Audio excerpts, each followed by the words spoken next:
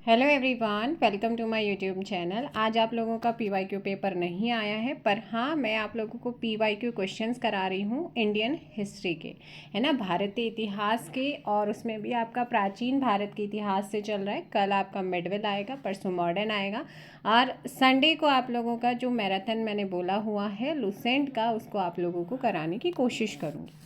भारत में मानव का सर्वप्रथम साक्ष्य कहाँ से मिलता है। हम प्राचीन से शुरू कर रहे हैं और आपका मिडविल और मॉडर्न तक जाएंगे। भारत में मानव का सर्वप्रथम साक्ष्य कहाँ मिलता है। भारत में मानव का सर्वप्रथम साक्ष्य कहाँ से मिला है? ध्यान रखिएगा, नर्मदा घाटी, यहाँ पर आप ध्यान रखिएगा। इसका साक्ष्य मध्य प्रदेश का जो होशंगाबाद डिस्ट्रिक्ट है, नर्मदा के तट पर पे है, हथनौरा नामक वहाँ पे एक पुरास्थल मिला था, और वहीं से मानव खोपड़ी का क्या मिला है, जीवाश्म में मिला था। इसे होमो एरेक्ट्स वर्ग के अंतर्गत रखा गया था, और इसका जो पता लगाया था वो लगाया था अरुणा सोनकिया ने लगाया, डॉक्टर अरुणा सोनकिया है, उन्होंने लगाया था। नेक्स्ट क्वेश्चन पे चलते हैं। यहाँ पर है which was the first metal used by man, यानी कि जो मानव है, मनुष्य है, उसने सबसे पहले किस धातु का प्रयोग किया था। तो कौन सी धातु जो उसने सबसे पहले प्रयोग में लेकर के आया था?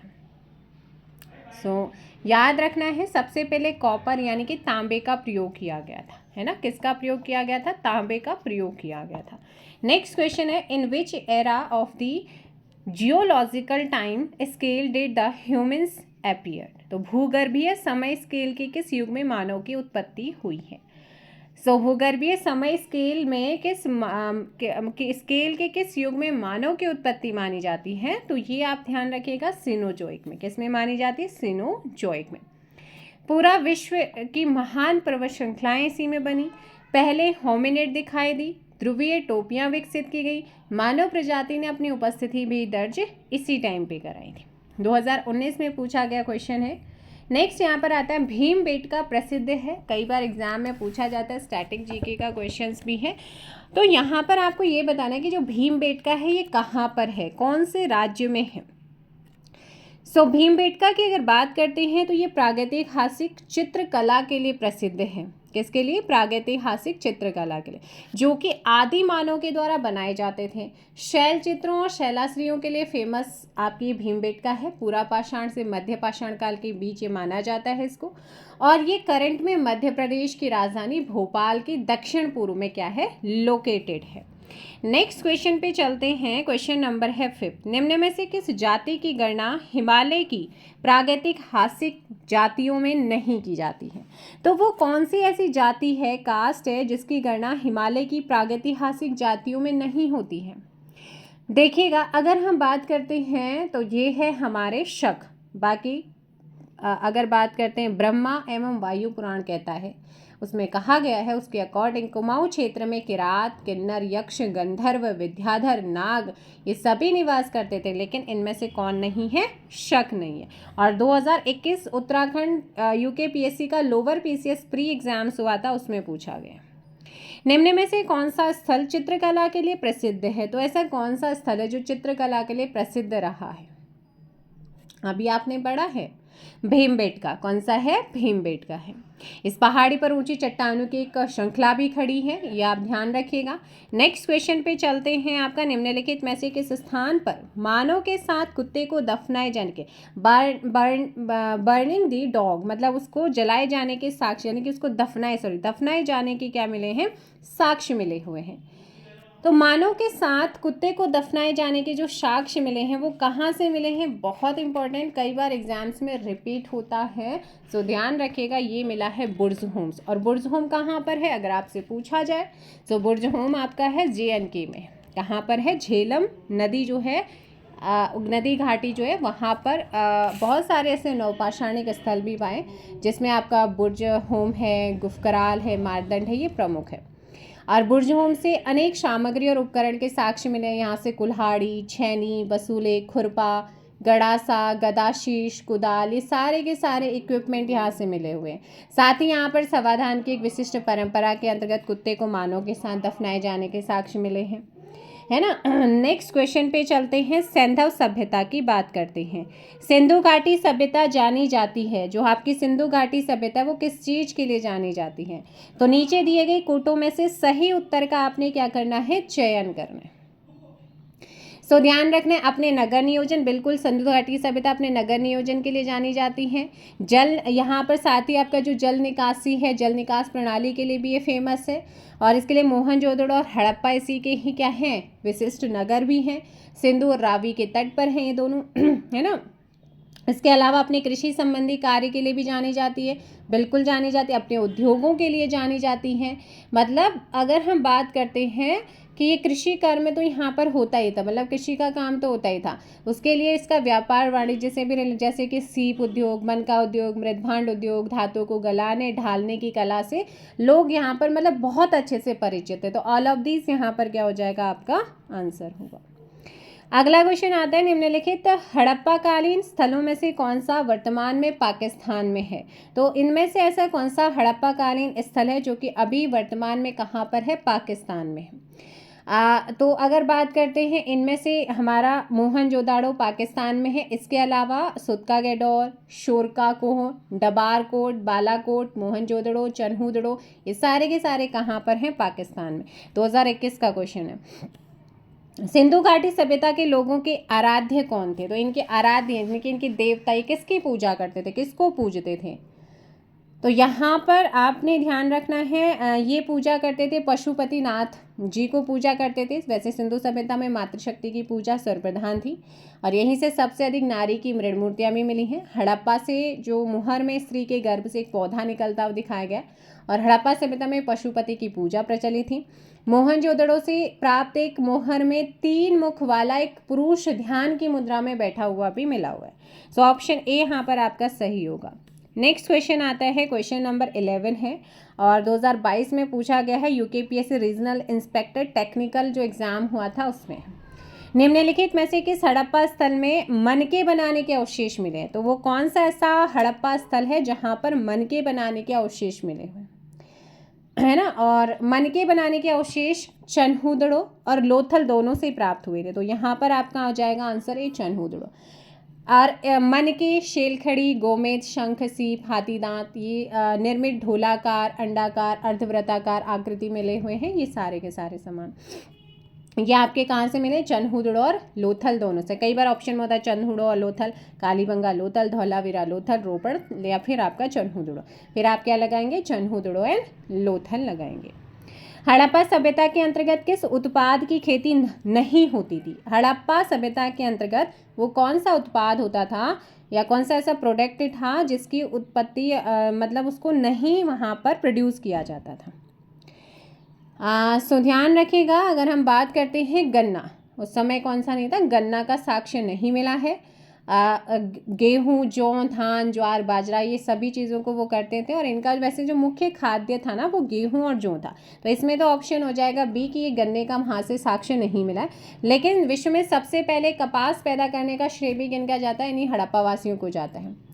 सर्वप्रथम सिंधु सभ्यता के लोगों ने जो है कपास का उत्पादन शुरू किया, इसीलिए यूनान के लोग कपास को सिंडन लगे जो सिंधु का ही यूनानी रूपांतर उसे बोलते थे। और कपास का जो प्राचीनतम साक्ष्य मिला है वो मेहरगढ़ पुरास्थल से मिला, तो ये एक इम्पॉर्टेंट है। अगला क्वेश्चन पे चलते हैं, यहाँ पर क्वेश्चन नंबर है 13। बताइएगा, धौलावीरा हड़प्पा सभ्यता का दक्षिण केंद्र है जिसे हाल ही में यूनेस्को विश्व विरासत साइट टैग प्राप्त हुआ है, भारत के किस राज्य में? ये आपका यूकेपीएससी आरओ प्री 2021 का पेपर हुआ था, उसमें पूछा गया। तो ये एक हड़प्पा कालीन स्थल है जो कि हड़प्पा सभ्यता के दक्षिणी केंद्र रहा है, धौलावीरा। ये कहाँ पर है, गुजरात में, ऑप्शन बी है ना। और उस गुजरात में भी ये कच्छ जो डिस्ट्रिक्ट है उसके भचाऊ तालिका में ये लोकेटेड है। और इसके जो टीलों की खोज हुई थी वो 1967 से 68 में जेपी जोशी ने करी थी, और इसका जो उत्खनन कार्य किया था वो आरएस बिस्ट ने 1967 से 68 में किया था। और ये भारत में स्थित सिंधु सभ्यता का दूसरा सबसे बड़ा नगर था जो अच्छी तरह से क्या था, प्रोटेक्ट यानी कि संरक्षित शहरी बस्तियों में से एक माना जाता है। और 40वें विश्व धरोहर स्थल के रूप में से घोषित किया गया है भारत का। इन चीज़ों का आप ध्यान रखिएगा। और इस प्रतिष्ठित सूची में शामिल होने वाली भारत में सिंधु सभ्यता की पहली साइट है। नेक्स्ट क्वेश्चन पे चलते हैं। क्वेश्चन नंबर है 14। मार्टिमर, व्हीलर और स्टुअर्ट पिगट के अनुसार सिंधु सभ्यता की तिथि क्या थी? तो मार्टिमर, व्हीलर और स्टुअर्ट पिगट के अकॉर्डिंग सिंधु सभ्यता की अगर हम तिथि की बात करते हैं तो इन्होंने इस तिथि को माना है क्या 2500 बीसी से लेकर के, मतलब 2500 ईस्वी से लेकर के आपका 1500 ईस्वी को माना है, तो ऑप्शन हो जाएगा बी।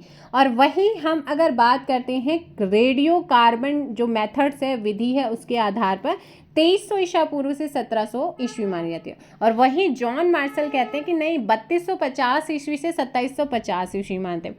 और एक मैके महोदय भी आते हैं, ये कहते नहीं, इसका जो टाइम पीरियड था वो 2800 ईसा पूर्व से 2500 ईसा पूर्व का, तो ये इनका है। लेकिन जो मोस्ट ऑफ दी पूछा जाता है वो 2300 से वाला जो आपका रेडियो कार्बन विधि ने मेथड से बताया, उसी के आधार पर मानते हैं। ये आपका 2021 का क्वेश्चन है जो कि यूकेपीएससी आरओ एआरओ के एग्जाम्स में पूछा गया था। विशाल स्नानागार किस पुरास्थल से पाया गया है ना? तो ये क्वेश्चन भी आपका कई बार रिपीट होता है। विशाल स्नानागार किस पुरास्थल से पाया गया था? तो ये आपका मिलता है मोहनजोदाड़ो से, ऑप्शन सी। 39 फुट लंबा, 23 फुट चौड़ा और 8 फुट गहरा है। इसमें उतरने के लिए उत्तर तथा दक्षिण की ओर सीढ़ियाँ भी बनी थी और इसका जो यूज़ होता था वो धार्मिक समारोह के अवसर पर होता था। इसमें ऐसा माना जाता है, ऐसा सूचित है कि जो सिंधु सभ्यता थी उसके धार्मिक कार्यों के लिए तथा शरीर संस्कार के लिए स्वच्छता का एक अच्छा आदर्श इसको माना गया है। और जो मार्शल महोदय हैं उन्होंने इसे तत्कालीन विश्व का एक आश्चर्यजनक निर्माण बताया। किसने? मार्शल महोदय ने। अगला क्वेश्चन यहाँ पर रहता है लोथल कहाँ है? भाई लोथल की बात करते हैं। हड़प्पा कालीन एक बहुत ही महत्वपूर्ण स्थल रहा है, एकमात्र बंदरगाह रहा है ना? और ये आपका भोगवा नदी के किनारे पर है। 1954 में रंगनाथ राव ने इसकी खोज करी थी। यहाँ से गोदीवाड़ा का साक्ष्य मिला है जो सिंधु सभ्यता की जल परिवहन व्यवस्था और विदेश व्यापार के संबंध में इंफॉर्मेशन देता है, गोदीवाड़ा। इसके अलावा यहाँ से युग्म समाधि और बर्तनों के साक्ष्य भी मिले हैं। तो ये है गुजरात के अंदर, गुजरात में भी अहमदाबाद में जो भोगवा नदी है उसके किनारे पर। अब आते हैं थोड़ा सा वैदिक सभ्यता की तरफ चलते हैं। हर एक चैप्टर को कवर किया गया है। सो सांख्य दर्शन किसके द्वारा प्रतिपादित किया गया है? जो सांख्य दर्शन है कई बार एग्जाम्स में पूछा जाता है, सांख्य दर्शन जो है ये इसके प्रतिपादक कौन है? सो ध्यान रखिएगा, ऑप्शन बी कपिल है ना। कौन है? कपिल मुनि के द्वारा इसे प्रतिपादित किया। सांख्य दर्शन के प्रणेता के रूप में कपिल का नाम श्रुति, महाभारत और भागवत से प्राप्त होता है। अगला क्वेश्चन ये 21 में पूछा गया क्वेश्चन और ये कई बार रिपीट होता है। आप देखिएगा 23 का क्वेश्चन भी है। किस वेद में सभा और समिति को कुछ कह नहीं सकते हैं कि ज़रूरी नहीं है कि भाई नहीं, आजकल आप कई बार ऐसा हो जाता है ना कि एनिशिएंट से क्वेश्चन कम बन रहा है लेकिन आयोग का कुछ नहीं पता कब कहाँ से, और लोअर पीसीएस वगैरह में तो आपका पूछेगा। तो किस वेद में सभा और समिति को प्रजापति की दो बेटियां कहा गया है? तो वो कौन सा वेद है जहां पर सभा और समिति को प्रजापति की दो बेटियां गए? अगर आप हमारे चैनल पर नए हैं, चैनल को सब्सक्राइब ज़रूर कीजिएगा अगर आपको इससे यूज़फुल आपको लग रहा है। सो यहाँ पर अथर्ववेद हो जाए। आज थोड़ा टाइमिंग इशू रहा, इस वजह से PYQ पेपर आपका पेपर पूरा 100 जिसमें मैं पूरा कराती हूँ वो नहीं आ पाए, लेकिन कल आपका आएगा और कोशिश की जाएगी आपका मॉडर्न वाला पार्ट आपको करा जाए। मॉडर्न के बाद हम मिडवेल वाले PYQ करें। सो नेक्स्ट यहाँ पर तो यहाँ पर अथर्ववेद में क्या गया? सभा और समिति को प्रजापति की दो बेटियाँ पुत्रियाँ कहा गया। अथर्वा ऋषि के द्वारा रचित है ये वेद और इसमें 20 अध्याय, 730 सूक्त, लगभग 6000 मंत्र। जो अथर्वा ऋषि है इन्हीं के नाम पर ही इस वेद का नाम भी रखा गया है। किसी यज्ञ में कोई बाधा आने पर उसका निराकरण कौन करता है? अथर्ववेद ही करता है। सुल्व सूत्र संबंधित थे किस चीज से? सो ध्यान रखिएगा जो सुल्व सूत्र है ये आपका measurement in construction of the fire altars, मतलब कि अग्नि वेदिकाओं के माप और निर्माण से रिलेटेड है सुल्व सूत्र। वेदी के कुल क्षेत्रफल का हमेशा ध्यान से सम्मान किया जाना चाहिए, है ना। 4 प्रमुख सुल्वा सूत्र जो गणितीय रूप से सबसे महत्वपूर्ण है, जैसे बोधायन, मानव, आपस्तब और कात्यायन, इनके द्वारा ये रचित हैं उनमें से सबसे पुराना बोधायन है, और जो पाइथागोरस प्रमेय है और पाइथागोरस त्रिक है, इसके मामलों पर ये चर्चा करते हैं। अगला क्वेश्चन है क्वेश्चन नंबर 20, किस वेद में चिकित्सा शास्त्र की चर्चा हुई है? तो ऐसा कौन सा शास्त्र है, ऐसा कौन सा वेद है जहाँ पर चिकित्सा शास्त्र की चर्चा की गई है? तो ये है हमारा कौन सा वेद, इस वेद में रहस्यमय विद्याओं, जड़ी बूटी, चमत्कार, आयुर्वेद, इनकी बात की गई। आज से अथर्ववेद, ऑप्शन हो जाएगा डी। ऋग्वेद का निम्नलिखित में से कौन सा मंडल सोम को समर्पित है? सोम, भगवान सोम को समर्पित है। और जो सोम है ये वनस्पति का आदिपति इनको माना जाता है, और ये मूलतः सोम पर्वतीय क्षेत्र में पाई जाने वाली एक गुणकारी वनस्पति है। सो ये आपके नवा मंडल जो है ऋग्वेद के नवे मंडल में। आप देखिएगा ये वैसे तो क्वेश्चन यहाँ पे इन्होंने मतलब ये कम दिखा रखा है कि किस किस एग्जाम्स में पूछा गया है। ज़रूरी इन्होंने एक एग्जाम दे रखा है रिसेंटली कि जिसमें पूछा जा चुका। इसके अलावा भी ये कई बार अलग अलग एग्जाम्स में रिपीटेड होते हैं। नेक्स्ट क्वेश्चन है 22, निम्नलिखित में से कौन सा शब्द ऋग्वेद में उल्लेखित नहीं था? तो ऐसा कौन सा शब्द है जिसका उल्लेख ऋग्वेद में नहीं किया गया है ना? तो अगर यहाँ पर अगर आप बात करेंगे जन का लगभग 275 बार इस शब्द का प्रयोग हुआ है। अगर हम बात करते हैं यहाँ पर जन के बाद विश्व शब्द का इसमें 170 बार, ग्रामों के समूह को विश्व कहते थे और विश्वों के समूह को जन कहा जाता था।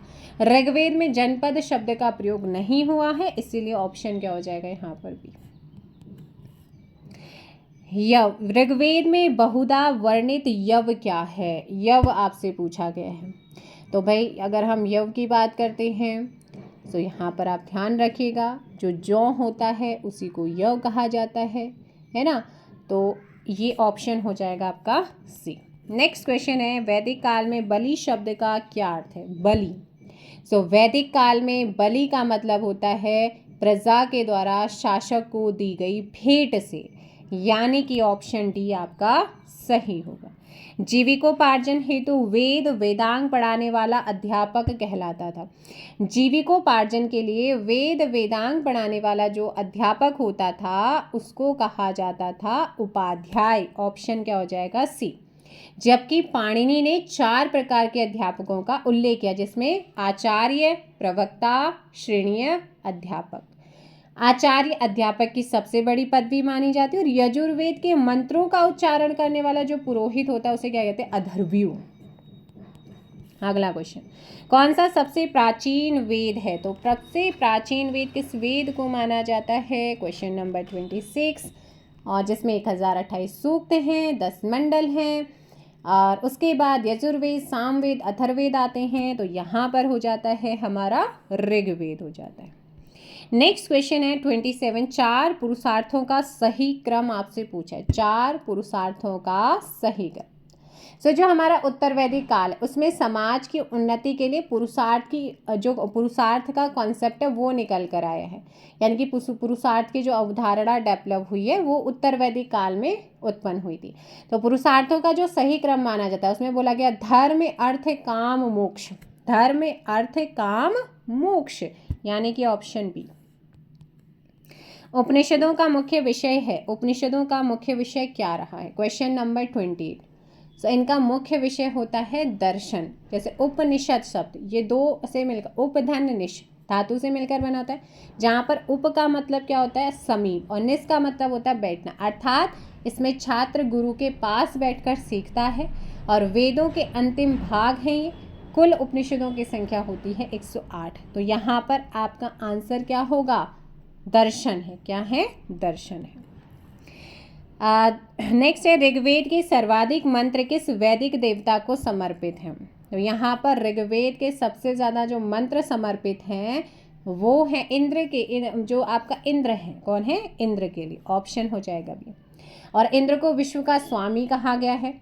देखो सब समूह में इंद्र, फिर वरुण, फिर अग्नि का इनका एक महत्वपूर्ण स्थान रहा है, और इंद्र को युद्ध का देवता भी माना जाता है।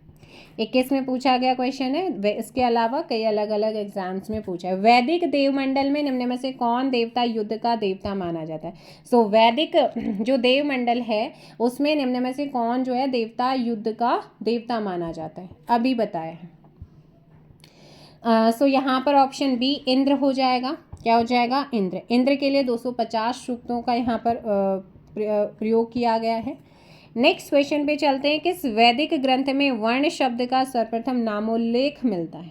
किस वैदिक ग्रंथ में वर्ण शब्द का सर्वप्रथम जो है नामोल्लेख मिलता है? तो वो है हमारा ऋग्वेद। कौन सा है? ऋग्वेद है। अब इसमें ना 4 वर्ण बताए गए, ब्राह्मण, क्षत्रिय, वैश्य, शूद्र।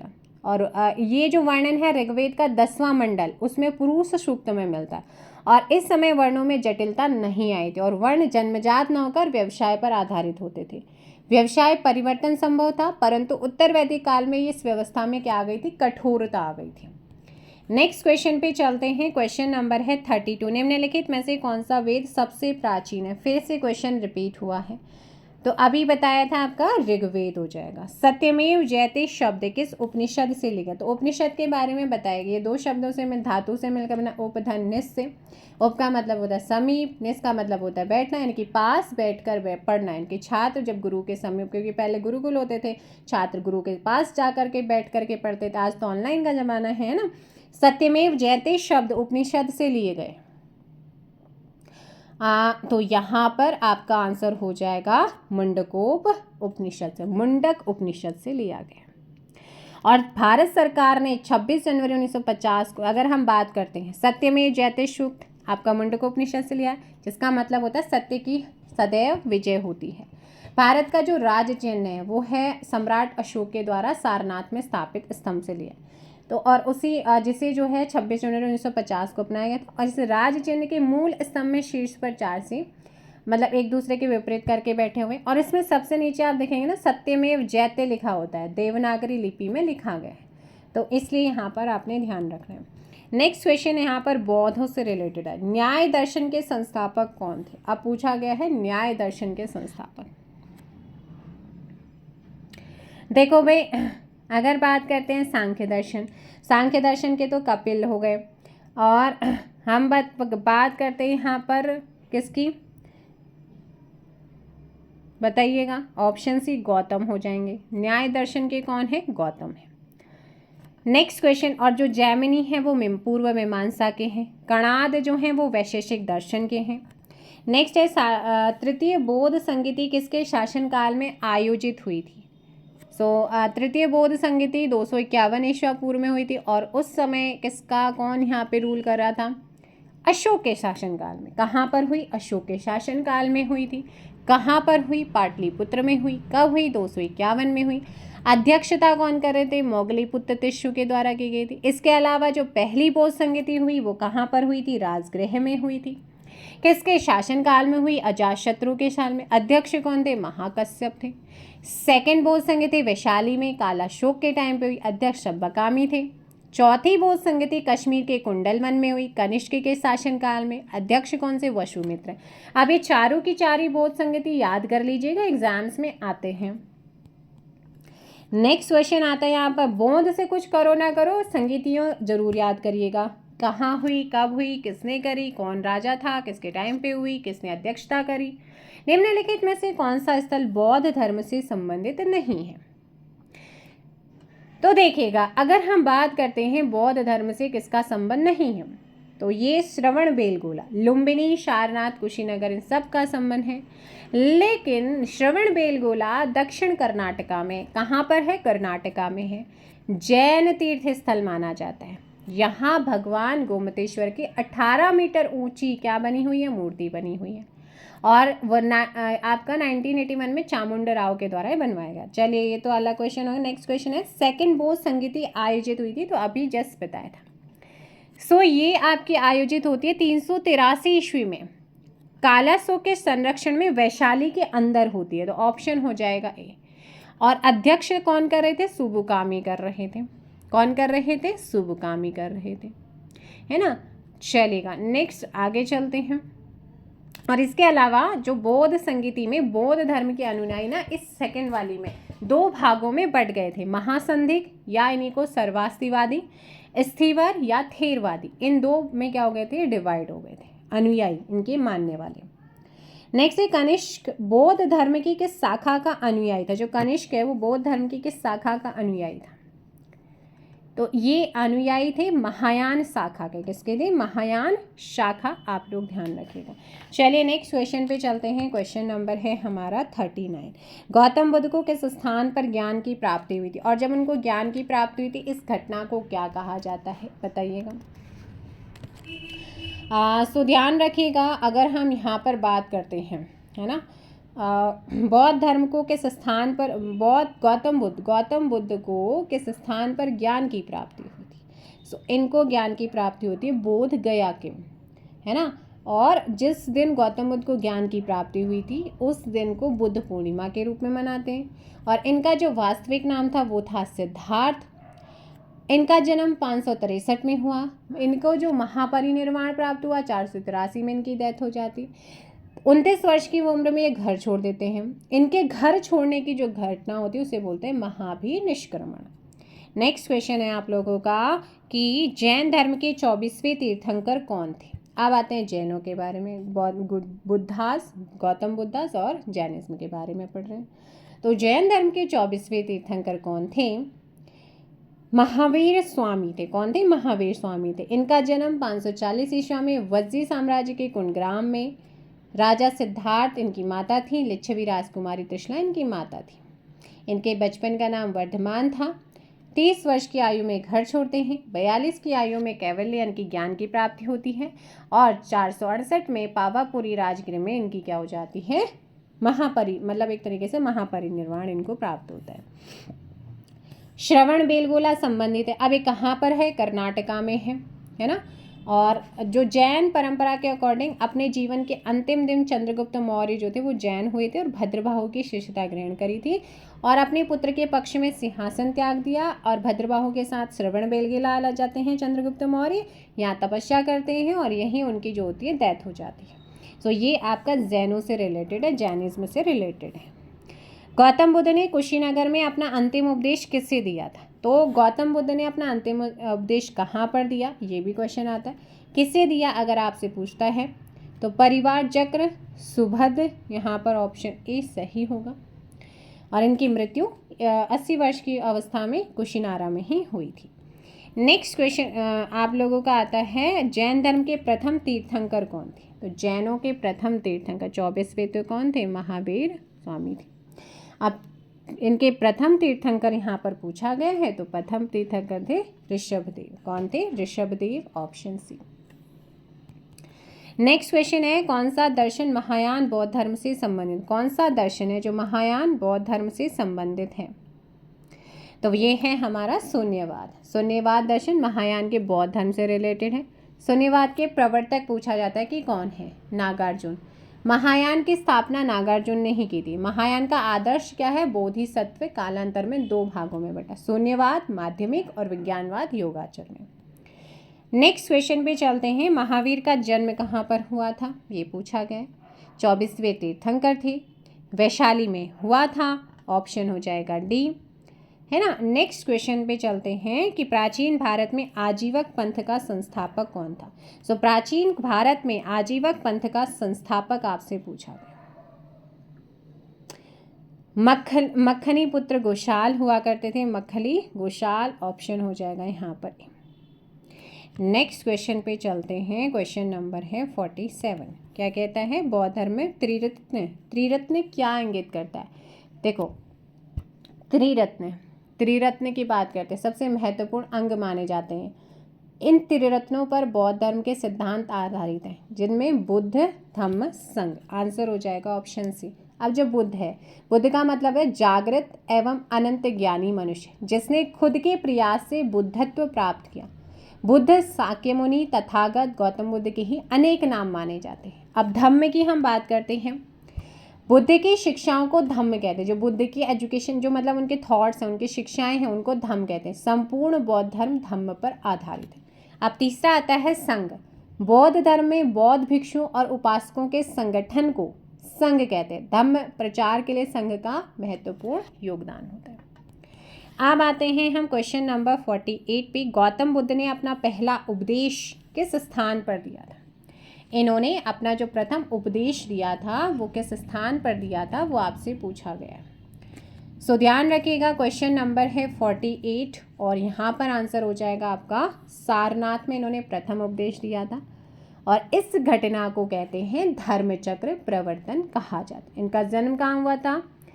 563 में कपिलवस्तु के निकट लुम्बिनी ग्राम में इनका जन्म होता है। 19 वर्ष की आयु में अपना घर त्याग देते हैं।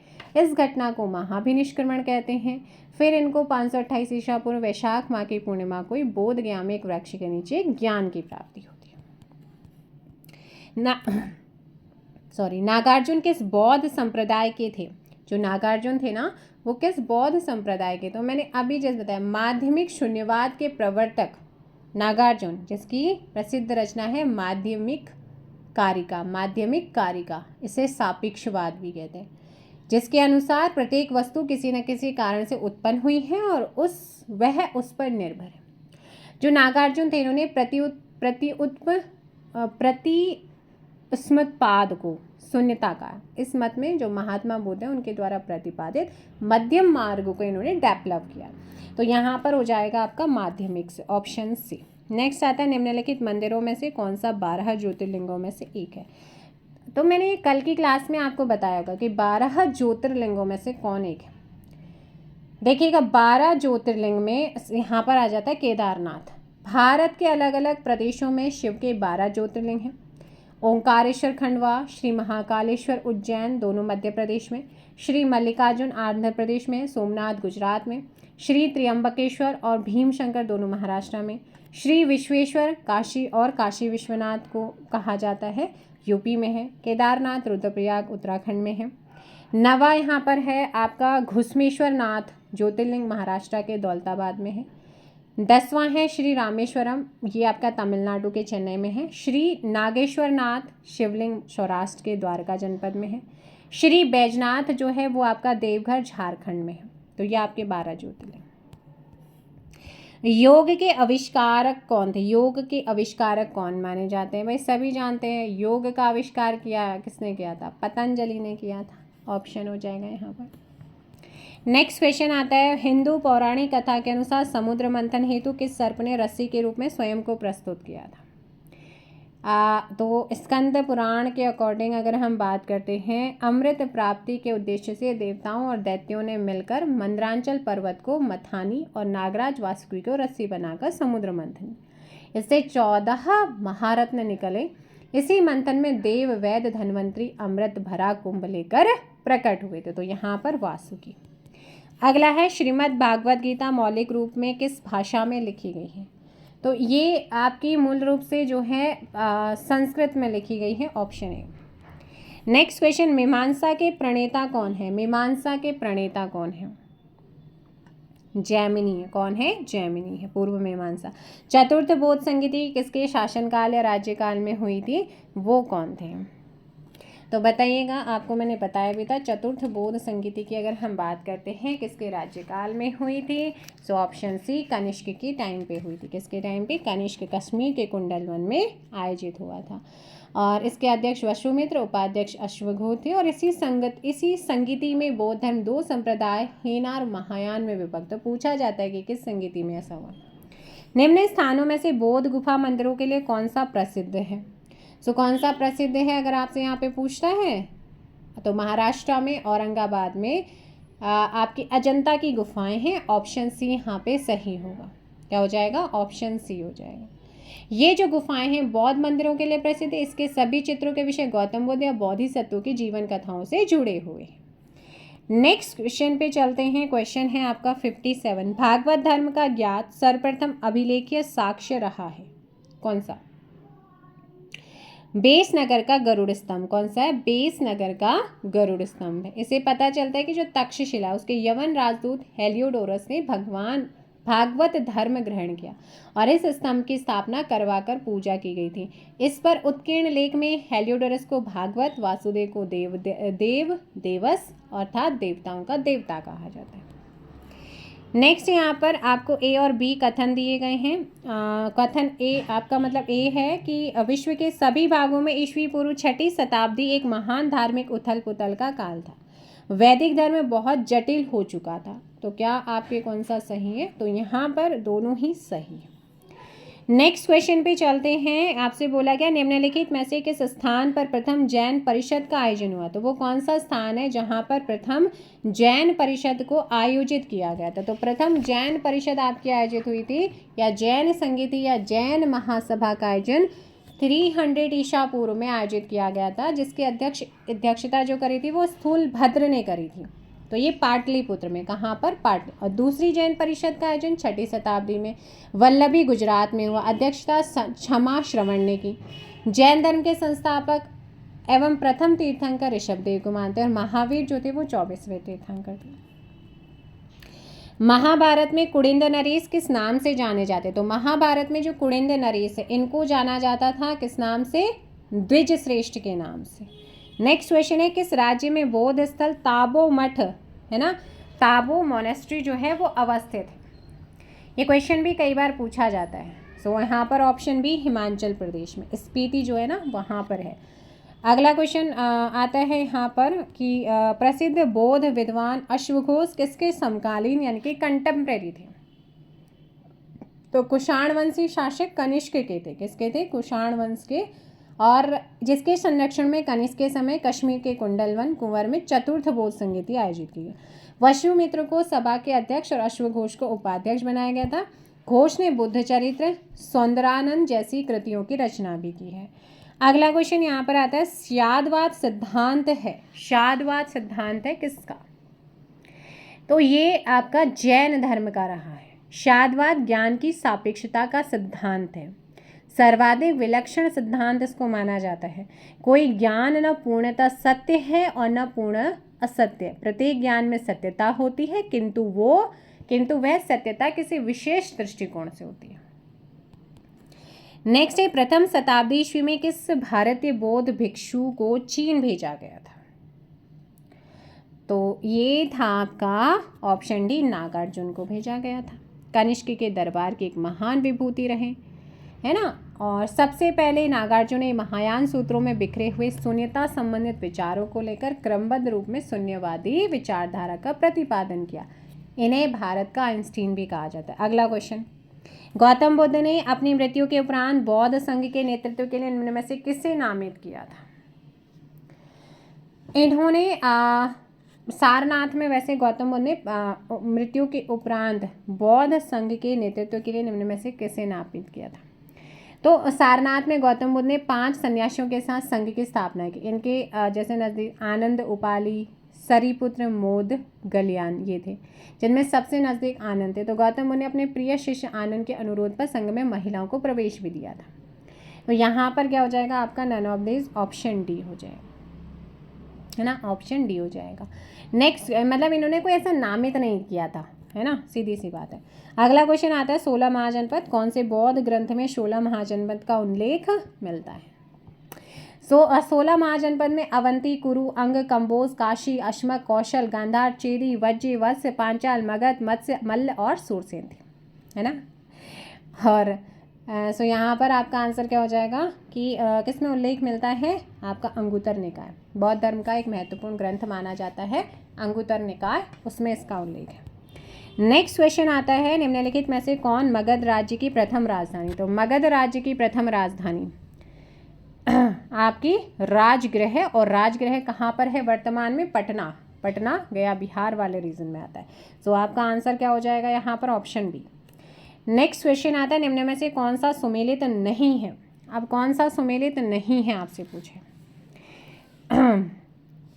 तो बताए भाई, पांचाल रुहेलखंड कन्नौज क्षेत्र है, कंधार पेशावर रावलपिंडी क्षेत्र है, चेदी बुंदेलखंड वाला, कुरु प्रदेश, हिमाचल थोड़ी है कुरु प्रदेश। ऑप्शन हो जाएगा यहाँ पर ही डी गलत।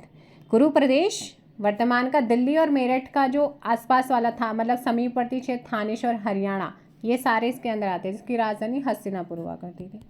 अगला क्वेश्चन यहाँ पर आता है मगध में नंदवंश का संस्थापक कौन था। मगध में नंदवंश का संस्थापक किसे मानते हैं, जिसे पुराणों में सर्व छत्रांतक, क्षत्रियों का नाश करने वाला, भार्गव, दूसरी परशुराम का अवतार, है ना, और इसने एक राट और एक छत्र की उपाधि भी, टाइटल भी लिया था, महापद्मनंद। अगला क्वेश्चन आता है मौर्योत्तर काल, अर्थशास्त्र में दिए गए तीर्थों की संख्या क्या है। तो मौर्य आपका अगर हम बात करते हैं अर्थशास्त्र में दिए गए जो तीर्थ हैं उनकी संख्या है 18। क्या है? 18, जिसमें मंत्री, पुरोहित, समाहर्ता, सन्निधाता और सेनापति, युवराज, प्रतिष्ठा, नायक, कर्मांतिक, व्यवहारिक, मंत्री परिषाध्यक्ष, दंडपाल, अनंतपाल, दुर्गपाल, नागरक, प्रशस्ता, द्वारिक, अंतर्वर्षिक और आटविक, ये आपके 18 क्या थे? प्रधान अधिकारियों का इसमें उल्लेख मिलता है। अगला क्वेश्चन यहाँ पर आता है कि शिलालेखों, कालसी शिलालेखों का संबंध किस शासक से है? सो कालसी आप सभी जानते हैं भाई, कालसी का शिलालेख कहाँ पर है वर्तमान में अगर बात करते हैं तो देहरादून के कालसी में है। और यहाँ पर आपका किसका उल्लेख मिलता है? तो अशोक के शिलालेख है। किसके हैं? अशोक, ऑप्शन हो जाएगा आपका। नेक्स्ट क्वेश्चन आता है मौर्य वंश का अंतिम शासक कौन था? किसका? मौर्य वंश का अंतिम शासक आपसे पूछा गया। सो मौर्य वंश का अंतिम शासक था जिसकी हत्या पुष्यमित्र शुंग, उसका सेनापति हुआ करता था पुष्यमित्र शुंग, और फिर उसके बाद ही शुंग डायनेस्टी स्टैब्लिश होती।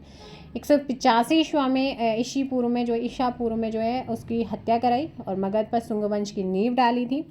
मौर्य वंश ने लगभग 137 वर्षों तक यहाँ पे शासन किया, जिसका संस्थापक वैसे चंद्रगुप्त मौर्य को मानते हैं। सो यहाँ पर आपका आंसर हो जाएगा कौन था? लास्ट अंतिम बृहद्रथ, पुष्यमित्र शुंग जो इसका सेनापति था, उसी ने इसकी हत्या करी। मौर्य प्रशासन में सीता से तात्पर्य क्या है? सीता, वैसे सीता शब्द भूमि के लिए यूज होता है, तो यहाँ पर आपका है राजकीय भूमि के राजस्व से रिलेटेड है। तो आपका ऑप्शन क्या हो जाएगा यहाँ पर? बी। क्या हो जाएगा? जो राजकीय भूमि का राजस्व रेवेन्यू आ रहा है उसे राजा के प्रत्यक्ष स्वामित्व वाली एवं नियंत्रित भूमि थी। इस भूमि की देखरेख सीताध्यक्ष द्वारा की जाती थी। मेगस्थनीज कहता है कि समस्त भूमि राजा की है। मौर्य काल के प्रशासन की मुख्य जानकारी के स्रोत जो मिलते हैं वो कौटिल्य का अर्थशास्त्र और मेगस्थनीज के इंडिका से ही मिलती है। नेक्स्ट क्वेश्चन पे चलते हैं। हर्ष के शासनकाल में कौन सा शैक्षणिक केंद्र सर्वाधिक था? तो ये रहा है आपका नालंदा। कौन सा रहा है? नालंदा, आपको ध्यान रखना है। इसके समय में नालंदा विश्वविद्यालय महायान बौद्ध धर्म का एक प्रमुख केंद्र माना जाता है, जहां एशिया के अलग अलग क्षेत्र से छात्र शिक्षा ग्रहण करने आते थे। और एक प्रसिद्ध तीर्थ यात्री हेनशांग भी 6 वर्ष तक नालंदा में रहकर उसने बौद्ध धर्म की स्टडी करा था, ये ध्यान रखें। नेक्स्ट क्वेश्चन आता है 75। मौर्यों की राजधानी किस नगर में थी? In which city was the capital of Mauryas? So correct answer is option B, Pataliputra. संस्थापक चंद्रगुप्त मौर्य, जिसने मौर्य वंश को स्टैब्लिश किया मगध में। बौद्ध जैन धर्म में चंद्रगुप्त मौर्य को मौर्य क्षत्रिय कहा गया। और अंतिम शासक बृहद्रथ था, पुष्यमित्र शुंग ने जिसकी हत्या करी, सेनापति हुआ करता था उसका। सातवाहन वंश का संस्थापक कौन था? सातवाहन ब्राह्मण थे, वासुदेव कृष्ण की पूजा करते थे। गौतमी पुत्र सातकर्णी सातवाहन वंश का क्या रहा? सबसे प्रतापी राजा। तो ये सातवाहन वंश का संस्थापक आपसे पूछा था, तो वो था आपका सिमुक था। ऑप्शन हो जाएगा यहाँ पर डी, 2022 में पूछा गया। अगला है अर्घट्टी, है ना, अर्घट्टी।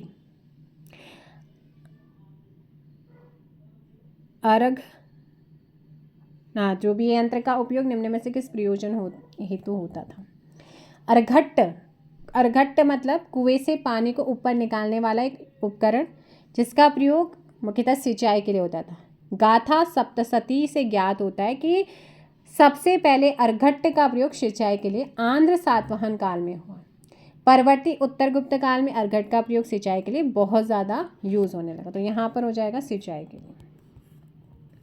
अशोक का समकालीन मिस्र का शासक कौन था? मतलब contemporary, who was Ashoka's contemporary king of Egypt. देखिएगा दोनों लैंग्वेज में क्वेश्चन पढ़ना थोड़ा टाइम ज़्यादा लगेगा, फिर आप लोगों को भी होगा। तो मैं सीधे से है कि अपनी हिंदी वाली लैंग्वेज में यहाँ पे बोल रही हूँ, अदरवाइज़ कोई प्रॉब्लम नहीं है। नेक्स्ट टाइम से अगर आप बोलेंगे दोनों लैंग्वेजेस में आपको बोलना है तो वो भी आपका बोल दिया जाएगा। सो 78 का क्या हो जाएगा? अशोक का समकालीन मिस्र का शासक कौन था? तो उस समय था टॉलमी सेकंड फिलाडेल्फस। कौन था? ऑप्शन बी हो जाएगा।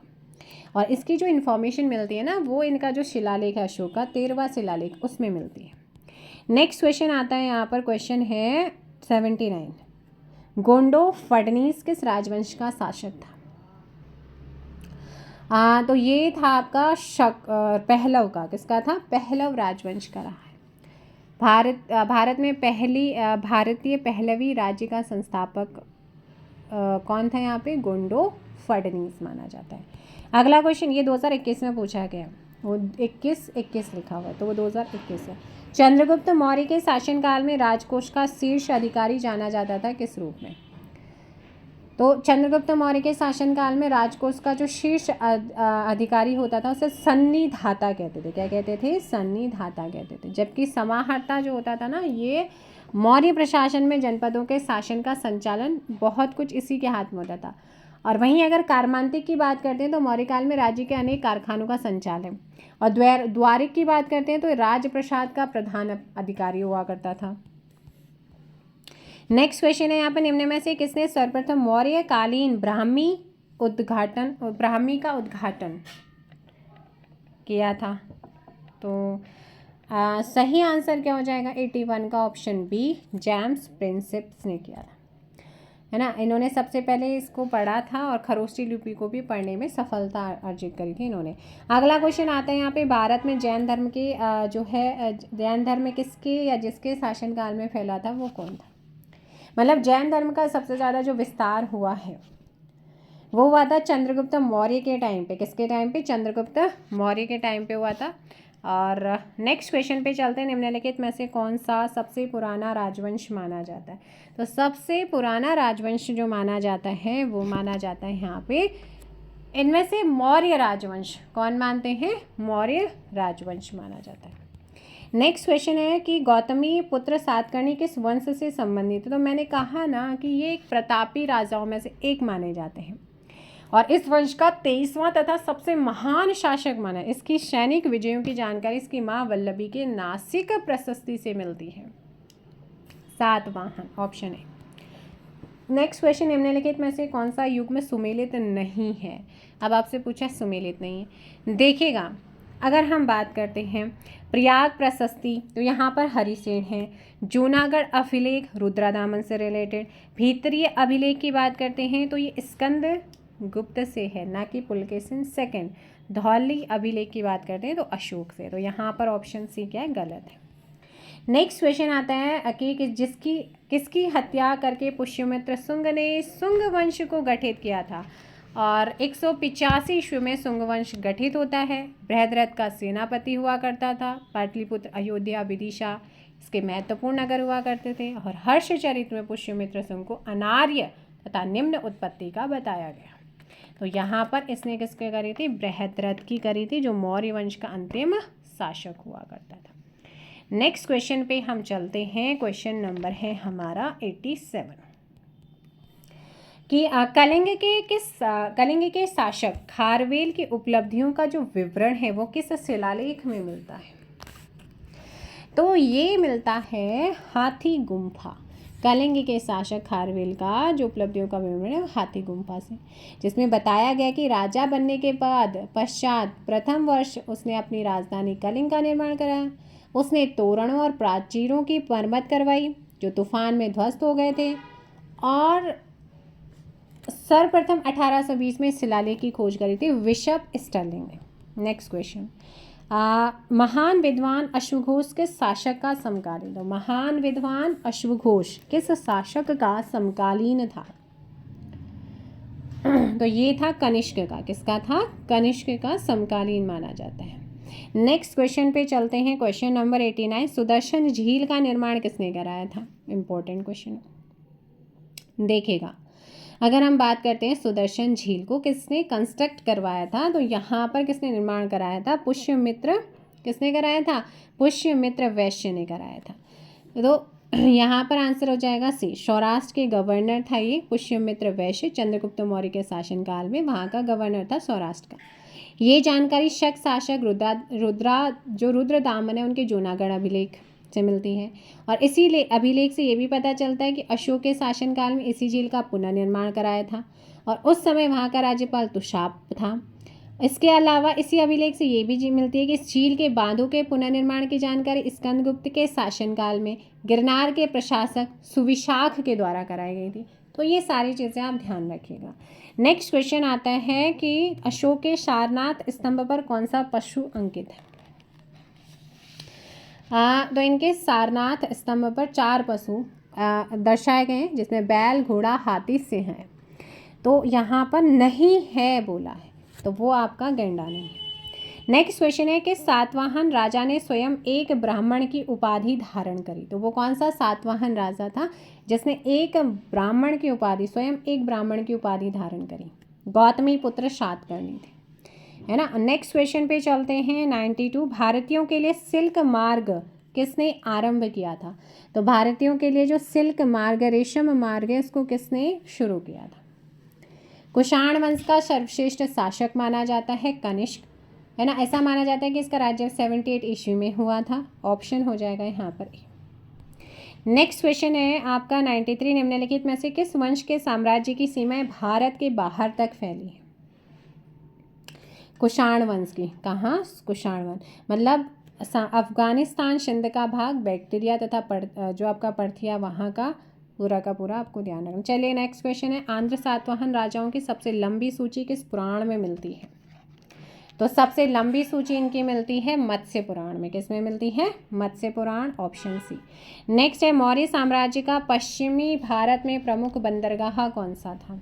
तो मौर्य साम्राज्य का पश्चिमी भारत में प्रमुख बंदरगाह भारूकच। कौन सा था? भारूकच गुजरात और सोपारा महाराष्ट्र, और पूर्वी तट का एक प्रमुख बंदरगाह है ताम्रलिप्ति पश्चिम बंगाल।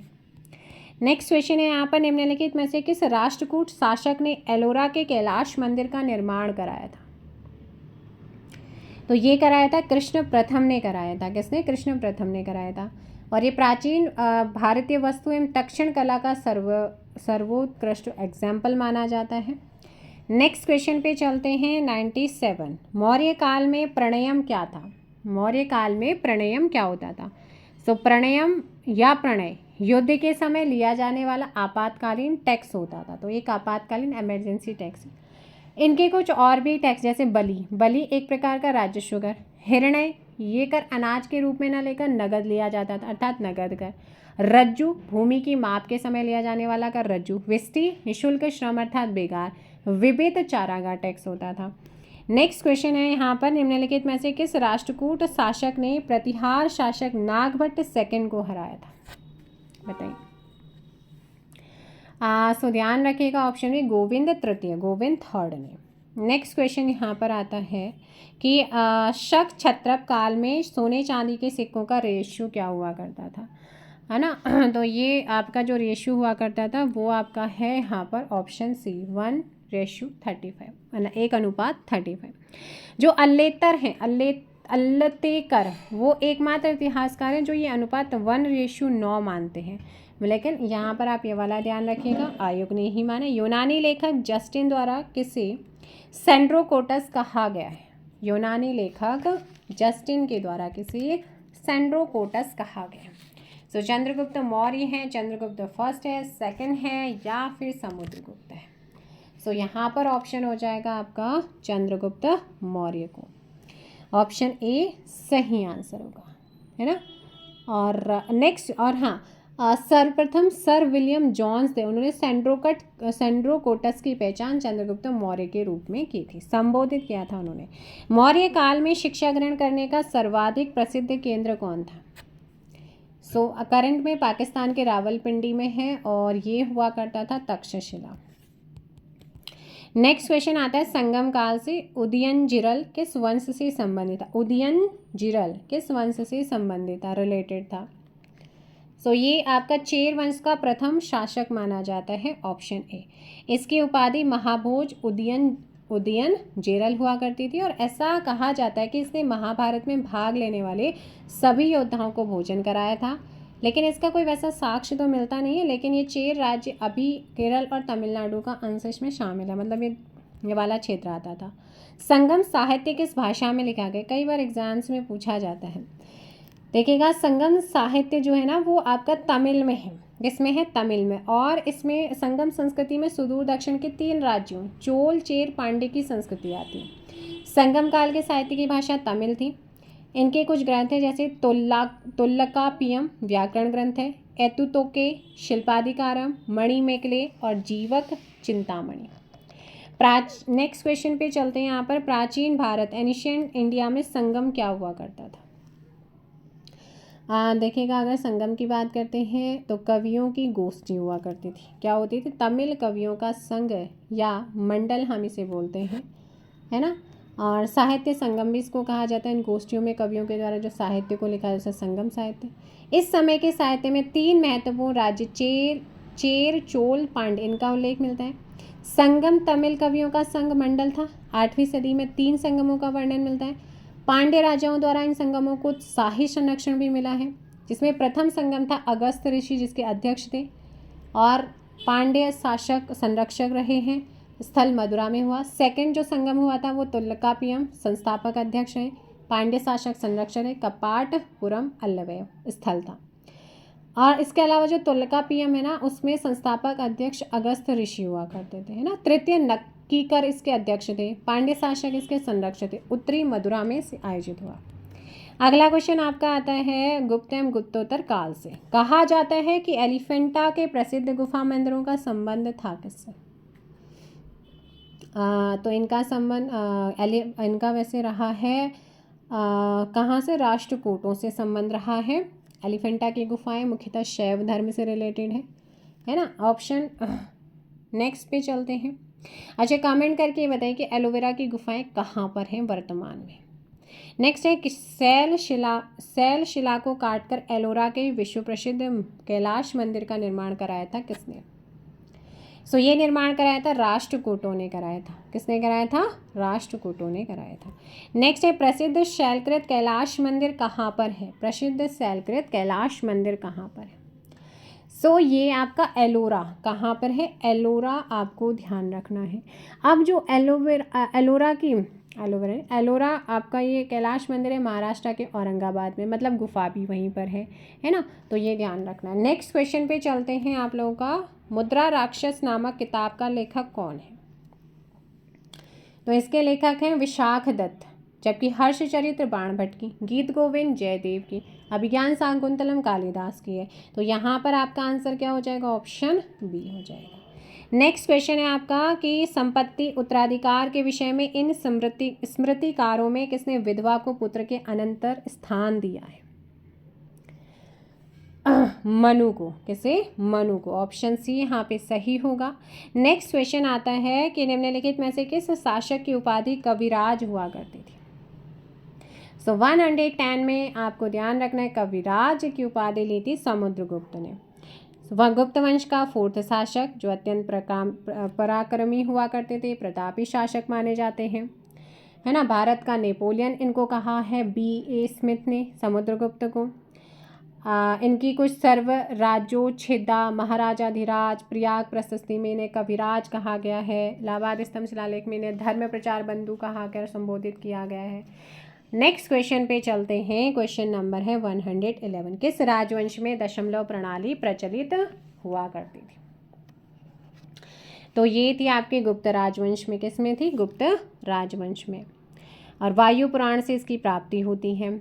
और राजकीय भाषा हुआ करती थी इनकी संस्कृत। और दशमलव प्रणाली की इन्होंने शुरुआत करी।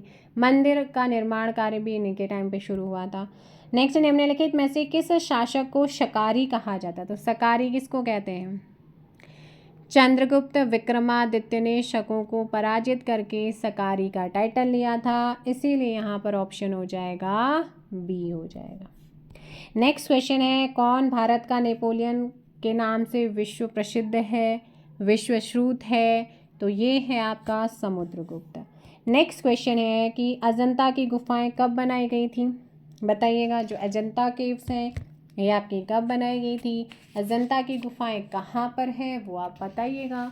ध्यान रखेंगे, अगर हम अजंता की बात करते हैं तो ये महाराष्ट्र के औरंगाबाद में है। 200 ईसा पूर्व से 650 के बीच में बनाई गई थी।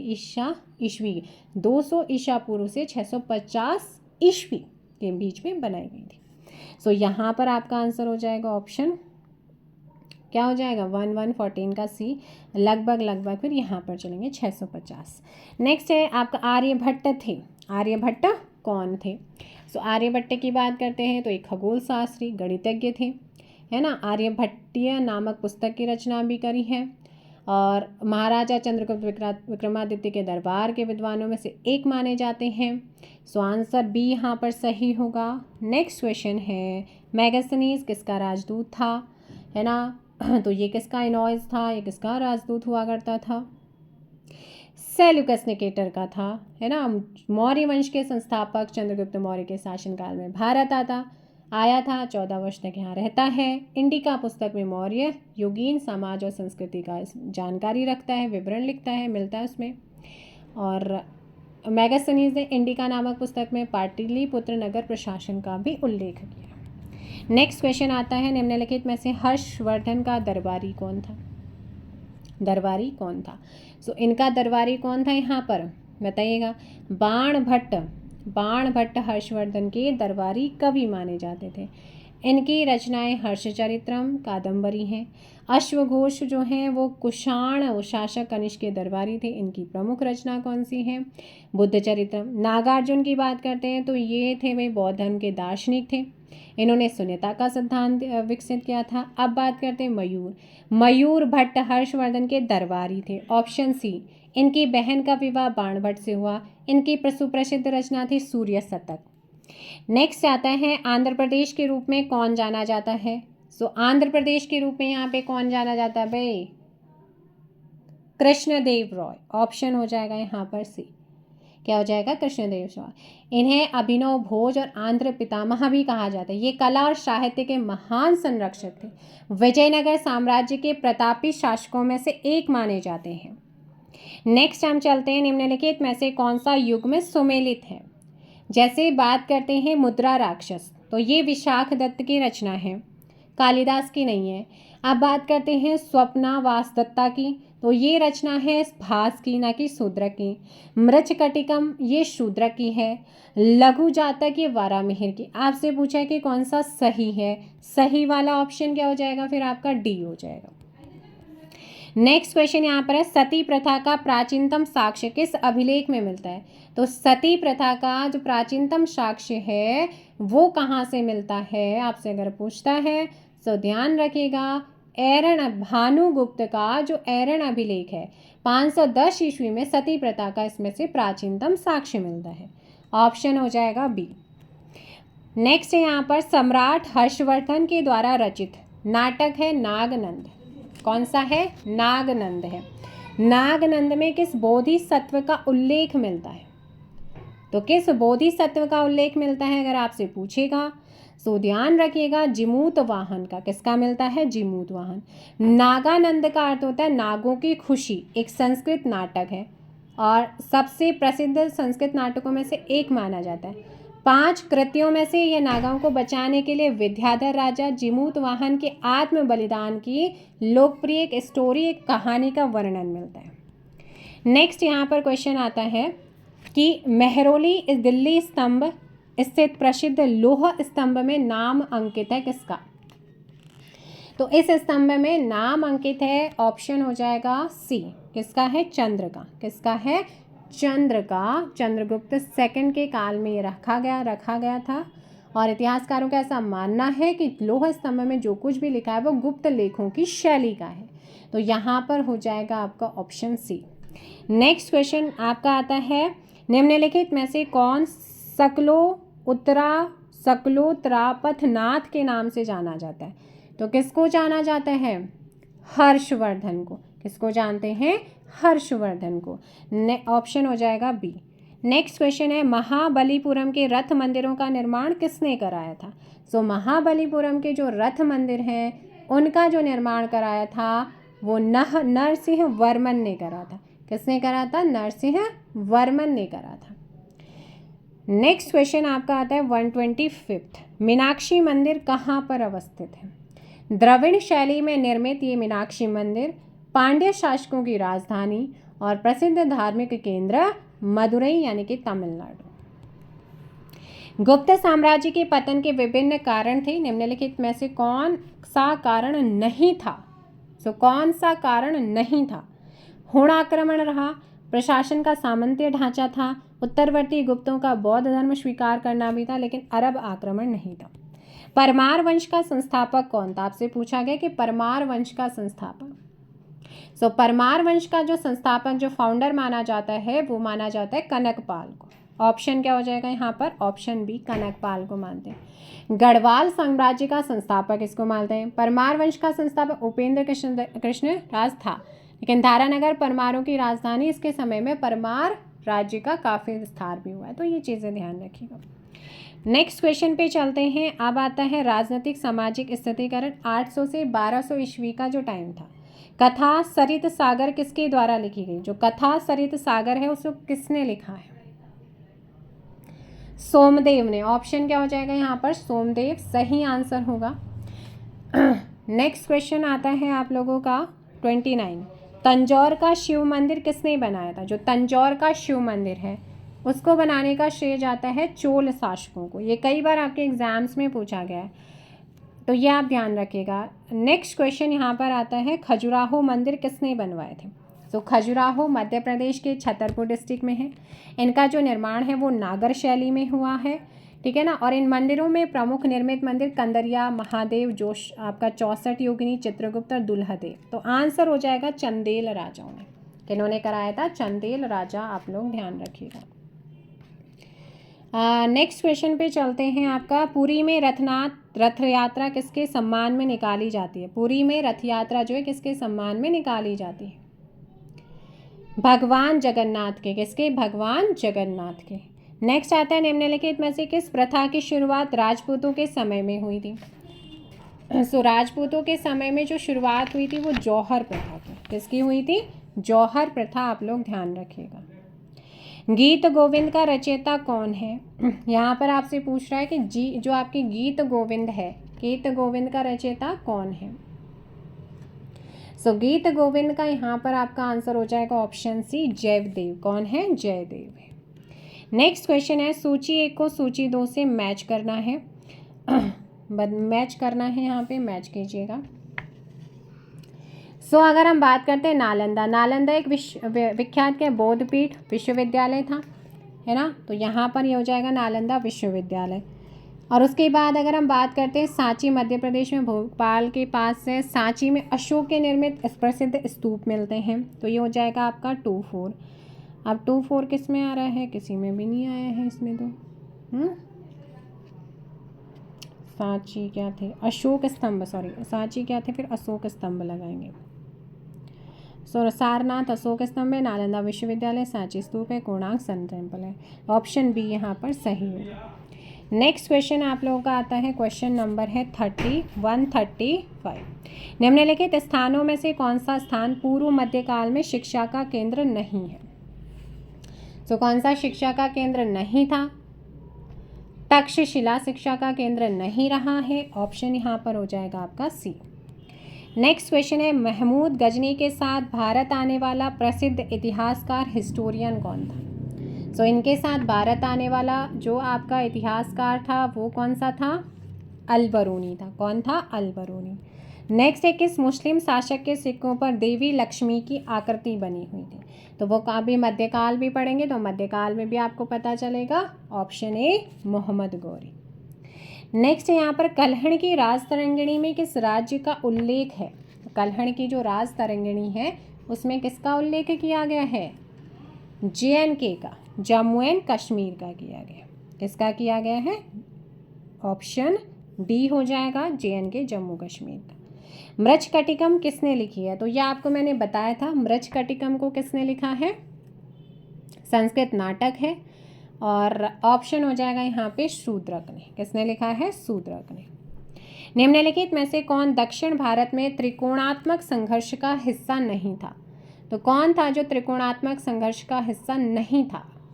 देखिएगा, अगर हम बात करते हैं 140 की, इसमें आपके त्रिकोणात्मक में कौन कौन थे? सबसे पहले तो आपको ये पता होना चाहिए, पाल, प्रतिहार, राष्ट्रकूट, चोल नहीं थे। ऑप्शन डी हो जाएगा। नेक्स्ट क्वेश्चन है 140, किस ग्रंथ में उल्लेख है कि सुबाहु नरेश की राजधानी श्रीनगर थी? तो ये उल्लेख मिलता है महाभारत में। कहाँ पर? महाभारत में। हर्ष चरित्र के लेखक कौन थे? हर्ष चरित्र के लेखक कौन थे? सो हर्ष चरित्र के लेखक माने जाते हैं बाणभट्ट। ऑप्शन हो जाएगा यहाँ पर डी। नेक्स्ट है, निम्नलिखित में से किस पल्लव शासक ने मत्तविलास प्रहसन की रचना की है? मत्तविलास प्रहसन की रचना किसने की है? महेंद्र वर्मन फर्स्ट ने किया था। नेक्स्ट है, भारतीय उपमहाद्वीप में प्रयुक्त प्राचीनतम सिक्के कहलाते थे आहत सिक्के। क्या कहलाते थे? आहत सिक्के। कलिंग नरेश खारवेल का हाथी गुम्फा अभिलेख किस भाषा में है? सो भाषा ध्यान रखिएगा, यहाँ पर ऑप्शन हो जाएगी इनकी जो भाषा रही है वो ऑप्शन सी करेक्ट आंसर होगा। क्या हो जाएगा? ऑप्शन सी करेक्ट आंसर होगा, प्राकृत। नेक्स्ट क्वेश्चन पे चलते हैं। अंगकोरवाट मंदिर की यात्रा करते समय आप कहाँ पग बढ़ाते होंगे? तो अंगकोरवाट मंदिर की यात्रा करते समय ये कंबोडिया में है ना, दुनिया का सबसे बड़ा धार्मिक स्थान है, हिंदू मंदिरों में से एक है। ऑप्शन हो जाएगा आपका कंबोडिया। कहाँ पर? Cambodia. Periplus of the Erythraean sea किस भाषा में लिखी गई है? So Periplus of the Erythraean sea किस भाषा में लिखी गई है? सो ये जल्दी से बताइएगा, Periplus of the Erythraean sea किस भाषा में लिखी गई है? सो क्वेश्चन नंबर 147 का आंसर हो जाएगा ए, यूनानी हो जाएगा। नेक्स्ट क्वेश्चन है, इंडिका का मूल लेखक कौन था? इंडिका का मूल लेखक मेगास्थनीज। Option B. इनमें से कौन सा युग में सुमेलित है? आपसे पूछा गया है। तो देखो भाई, अगर बात करते हैं यहाँ पे सुबोधनी, तो ये वेदांत सार पर लिखी गई है, टीका है। इसके लेखक है नरसिंह सरस्वती। स्मृति चंद्रिका ये देवन भट्ट ने लिखी है। तो आपका मिताक्षरा क्या है यहाँ पर? बिल्कुल सही है। क्या है? मिताक्षरा। नेक्स्ट क्वेश्चन आता है, बौद्ध ग्रंथ मिलिंद पन्हु किस हिंद यवन शासक पर जो है प्रकाश डालता है? तो ये प्रकाश डालता है किस पे? ऑप्शन हो जाएगा क्वेश्चन नंबर 150 मिनेंडर पे। किस पे? मिनेंडर व नागसेन के बीच के संवाद को मिलिंद पन्हु या मिलिंद प्रश्न कहते हैं। नेक्स्ट यहाँ पर, वह धार्मिक पुस्तक जिसमें कृषि फर्म की 8 विभिन्न अवस्थाओं का वर्णन मिलता है कौन सा है? सो ये है आपका ऑप्शन सी मिलिंद पन्हु। ऑप्शन क्या हो जाएगा? सी। नेक्स्ट क्वेश्चन आता है यहाँ पर कि निम्नलिखित में से किस नाटक की रचना हर्षवर्धन के द्वारा की गई थी? Priyadarshika. Option D. Next question, गणित की पुस्तक लीलावती के लेखक कौन है? भास्कराचार्य। कौन है? भास्कराचार्य हैं। नेक्स्ट है, ब्लैक पगोड़ा कहाँ स्थित है? Black pagoda. So black pagoda सूर्य का कोणार्क सन टेम्पल है और नरसिंहदेव प्रथम चोंडगंग ने 13वीं सदी में बनवाया था। रथ के आकार में बनवाया गया है और अपनी विशिष्ट शैली के लिए प्रसिद्ध है। 1984 में यूनेस्को ने इसे विश्व धरोहर डिक्लेयर भी किया। तो कहाँ पर है ये? आपका उड़ीसा में है, उड़ीसा के पुरी में है। Option B Konark. Next question आपका है, किस प्राचीन भारतीय पुस्तक का 15 भारतीय एवं 4 विदेशी भाषाओं में अनुवाद है? पंचतंत्र। किसका है? पंचतंत्र का है। नेक्स्ट है यहाँ पर, अधिकतर स्मृतियां पद्य में लिखी गई हैं, निम्न में से कौन सी गद्य में लिखी गई है? विष्णु स्मृति। किसमें है आपकी? विष्णु स्मृति। ऑप्शन हो जाएगा आपका डी। स्मृतियां हिंदू धर्म के कानूनी ग्रंथ हैं। नेक्स्ट है आपका, निम्नलिखित में से किसको यात्रियों में राजकुमार कहा जाता है? सो ये है आपका ह्वेनसांग। कौन है? ह्वेनसांग है। ऑप्शन हो जाएगा यहाँ पर बी। चीनी यात्री जो कि हर्ष के काल में आया था। निम्न में से कौन सा भारत का प्राचीनतम मंदिर है? जयपुर का बैराट। Option C. कहाँ पर? जयपुर का बैराट है, वर्तमान राजस्थान में है। 3री शताब्दी में इसका निर्माण हुआ था। कोलम संवत प्रारंभ हुआ था 825 में। प्रयोग केरल में हुआ है इसका। Option C. नेक्स्ट आता है कि which dynasty and capital is known by the Thaleshwar copper plates? Taleshwar ताम्र में किस राजवंश और राजधानी का पता चलता है? तो ये पता चलता है पौरव वंश और उनकी राजधानी ब्रह्मपुर का। ऑप्शन हो जाएगा यहाँ पर बी। क्या हो जाएगा? बी हो जाएगा। और इस वंश का सबसे सर्वाधिक शक्तिशाली शासक द्युति वर्मन था। ताम्रपत्र ब्राह्मी लिपि में है और वर्तमान में ये ताम्रपत्र लखनऊ संग्रहालय में संग्रहित है। संरक्षित है। आपका है यहाँ पर गढ़ैया था, तो गढ़ैया क्या था? ऑप्शन ए आपका सिक्का होता था। 6ठी शताब्दी से 12वीं सदी के बीच मध्य पश्चिमी यूपी, राजस्थान, गुजरात में पाए जाते हैं। सिक्कों पर अग्नि वेदिका का चित्रण है।